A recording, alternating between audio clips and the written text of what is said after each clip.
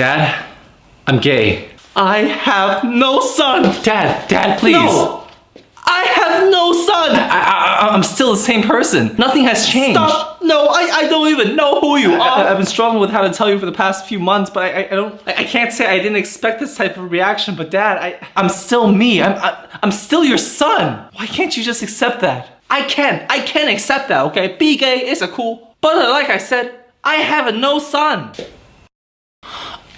Oh my god, I'm in the wrong house. I am so sorry. That is, oh my, that is so embarrassing. I'm just Fucking gonna dumb go, shit. okay?